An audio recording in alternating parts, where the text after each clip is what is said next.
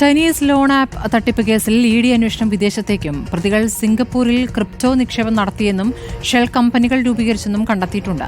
377 കോടി രൂപയുടെ ഇടപാടാണ് 289 അക്കൗണ്ടുകളിലായി നടന്നത്. അലി അക്ബർ ഷാ വിവരങ്ങളുമായി. അലി, എങ്ങനെയാണ് ഈ തട്ടിപ്പ് നടന്നിരിക്കുന്നത്?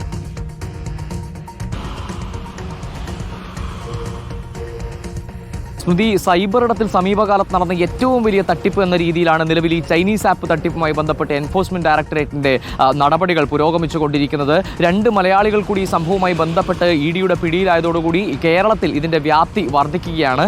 ഏകദേശം 500 അക്കൗണ്ടുകൾ, 500 ബാങ്ക് അക്കൗണ്ടുകൾ മുഖേനയാണ് നിലവിൽ ഇഡിയുടെ പിടിയിലായിരിക്കുന്ന 2 മലയാളികൾ ഈ തട്ടിപ്പിന്റെ ഭാഗമായത്.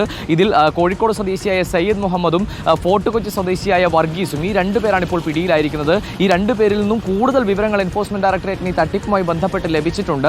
ഇൻസ്റ്റന്റ് ലോൺ ആപ്പുകൾ നമുക്കറിയുന്നതുപോലെ ചെറിയ സമയത്തിനുള്ളിൽ വലിയ തുകകൾ ലോണായി ലഭിക്കുന്ന ആപ്പുകൾ നിരവധിയായി ഇപ്പോൾ സുലഭമാണ്. നമ്മളിൽ പലരും ഇത്തരത്തിലുള്ള ആപ്പുകളൊക്കെ ഉപയോഗിക്കുന്നവരാണ്. പക്ഷേ ഇത്തരത്തിലുള്ള ആപ്പുകൾ വഴി ചൈനീസ് ആപ്പ് ഉപയോഗിച്ച് കടന്നു കയറി വ്യക്തിഗത വിവരങ്ങൾ കൈക്കലാക്കിയാണ് ഇത്തരക്കാർ തട്ടിപ്പ് നടത്തുന്നത്.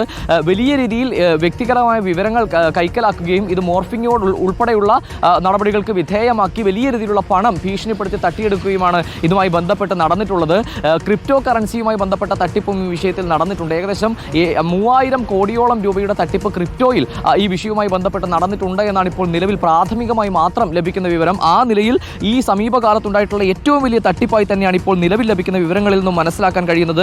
377 കോടി രൂപയാണ് കോഴിക്കോട് സ്വദേശിയായ സയ്യിദിന്റെ അക്കൗണ്ട് വഴി ഈ തട്ടിപ്പിന്റെ ഭാഗമായി അങ്ങോട്ടും ഇങ്ങോട്ടുമായി അയച്ചിട്ടുള്ളത്. ഇതിന്റെ ഭാഗമായി 2 കോടി രൂപ സയ്യിദിന് പ്രതിഫലമായി ലഭിച്ചിട്ടുമുണ്ട്. അതുപോലെ 112 കോടി രൂപയുടെ ക്രിപ്റ്റോ ഇൻവെസ്റ്റ്മെന്റ് ആണ് ചൈനയിൽ ഈ പ്രതികൾ ഈ തട്ടിപ്പുമായി ബന്ധപ്പെട്ട് നടത്തിയിട്ടുള്ളതെന്നാണ് നിലവിൽ എൻഫോഴ്സ്മെന്റ് ഡയറക്ടറേറ്റ് കണ്ടെത്തിയിട്ടുള്ള നിഗമനം എന്ന് പറയുന്നത്.